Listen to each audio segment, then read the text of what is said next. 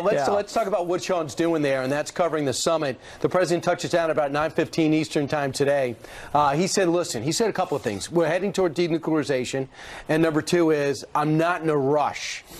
What can we hope for, knowing the president's got of two minds? I've said this many times. This whole situation with North Korea is not an event. It's not going to happen at one great meeting that everything sort of comes together. It's a process because you have two countries, one of which for 70 years has lived in isolation, the likes of which we've not seen in the modern world.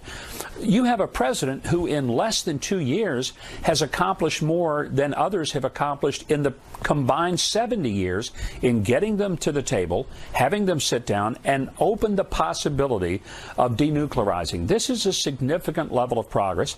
Will it all be finalized this week? Probably not. But I think it's another huge step in the progress that the president has made, and he ought to be given credit for it.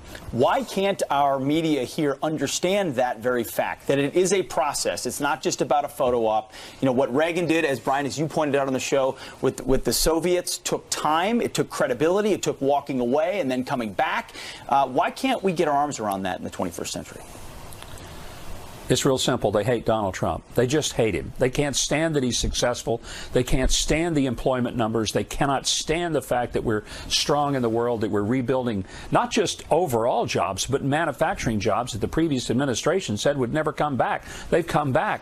They are just blowing up over the fact that he is succeeding, and they can't understand why. But most of us do get it because he's doing things differently than has been done before.